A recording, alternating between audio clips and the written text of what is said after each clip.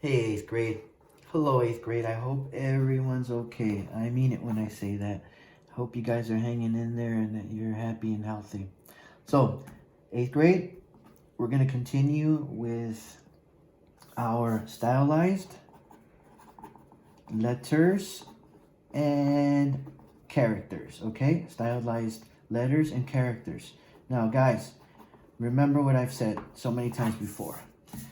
We don't call this project graffiti because, as you well know, guys, graffiti is non-academic. What does non-academic mean? Well, Madeline, you guys know well and good that non-academic means that it's not taught in the world of academia. It's not taught at the elementary level or post-secondary level. It's not taught in schools.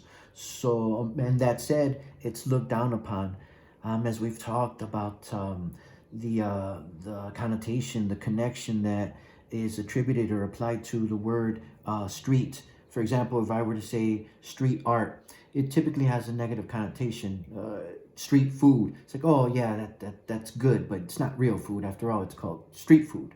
So I don't want you to call it graffiti or street art. We're gonna call it stylized letters and characters. Now, if memory serves, guys, many of you, oh my gosh, one, two, three, so many of you, for example, Madeline, Itzel, to a degree, Alondra, and Josue, and Joseph, and Israel, you guys were doing a great job. And I can't forget Oscar A. You guys were doing a great job with your phase 1 and phase 2 style of letters. Now, does anyone remember what phase 1, I refer to what type of letter as phase 1, guys?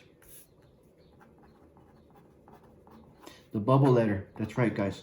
So we have the bubble letter. Now, what does that entail? Well, of course, it's made up of what I like to call bubbles. Or in the past, I've suggested the following. Guys, use ovals, use circles for your outline. I mean, literally, use ovals and circles for your bubble letters. Why?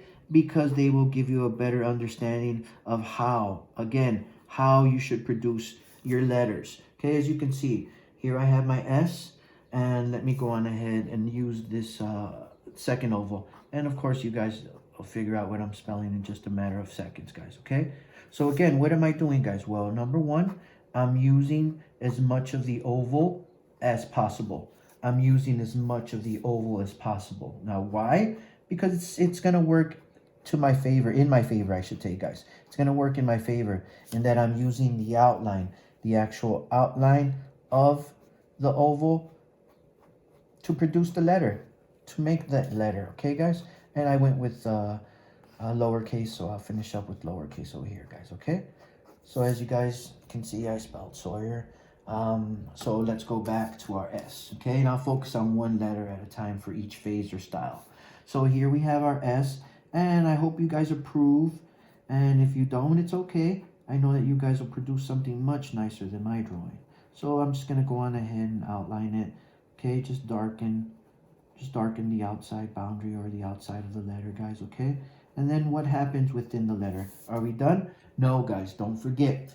For bubble letters and to a degree stylized block letters, we can use these shiners, okay? These shiners are another way of saying, well, hey, if this letter is truly three-dimensional or bubble-like, then shouldn't it have some reflective qualities, parts within it that reflect light? Yes, guys, of course. So these are the shiners. And I can't remember who specifically it was.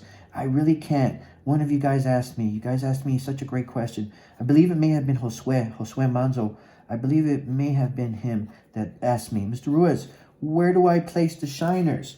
Josue, that's a great question. And as I told you some time ago, well, Josue, it depends, of course, on the light source, the direction. But it's always safe to assume, Josue, A, that you can get away with putting shiners throughout the letter, or more to the point, on the outside of the letter, Josue. Always assume that the shiners will go on the outside of the letters. Okay, occasionally I may have something within, okay, near the empty area or negative space of a letter. For example, here at the E, I may have a shiner near the negative space there. But for the most part, as you can see, guys, my shiners will be located at the outside, at the outer boundary of the letter, at the outside. Okay, guys? So that was our bubble letters. And that was our phase 1 bubble letters. And many of you did well. And here's where a few of you are at present.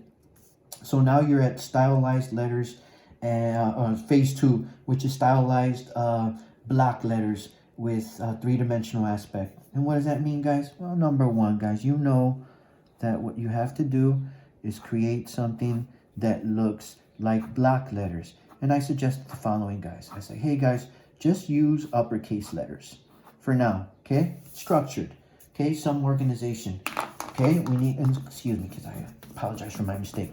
So somewhat structured.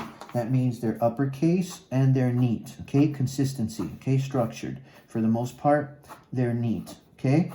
Now, we have, of course, Sawyer, as you can see. Now, what I'm going to do, guys, is start to draw my boundary. I'm going to start to draw the outer edge with around this letter, of course, because I want something to look a little stylized, and I want it to look like a block letter, not an uppercase letter, okay, guys? And what am I doing, guys? I'm just putting a boundary or an area outside of my uppercase letters.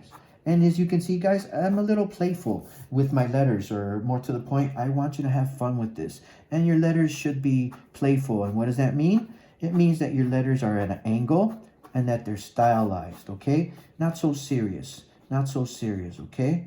Not so serious. So, once you have that, you can begin to erase the inside of the letter, okay, so that you have the outer area or outer part alone. So now you have basically the letter itself, right? Nothing within it, okay? And this is where Madeline and Alondra, Cali, Madeline, Itzel, Josue to a degree, you guys were here at this phase. Joseph, De La Rosa, you guys were here. Very few of you were able to move on to the third style that we'll talk about in a matter of minutes. But in short, guys, I want you to review all three phases of stylized letters and characters. So, again, what's happening here, guys? I used uppercase letters to start my letters, and then I just created a boundary around them, guys, okay? And it's called stylized block with 3D aspect or three-dimensional. Now, what does that mean? Well, we're going to make these letters look 3D. And there's a few techniques we can use. But what I want you to focus on for now, guys, is the orthogonals. I hope someone out there remembers what orthogonals are or what the word orthogonals mean. So, does anyone remember what an orthogonal is or orthogonals? Pretty sure some of you remember that it's just a big word. It's just a $10 word, guys, for angled lines.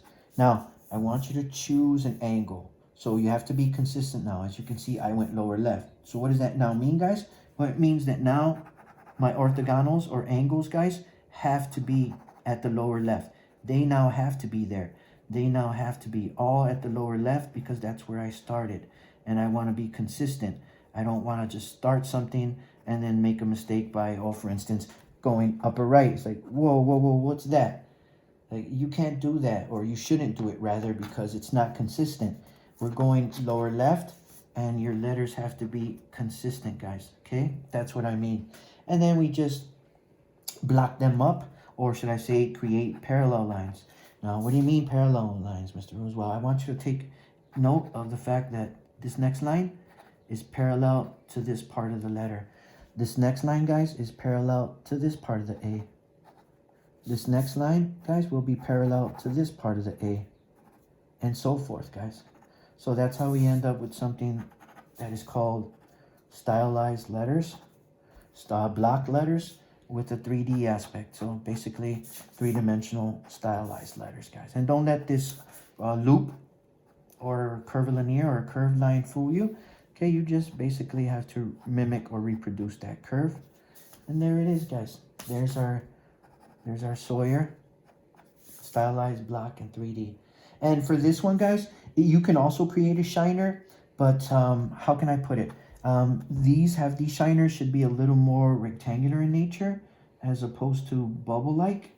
Now, why? Because we're keeping with the theme, and by theme I mean, well, they're stylized black. So you want to, of course, place your shiners at the outside of the letter, at the outer area or region, okay? Maybe something near within the negative space, the empty area, okay?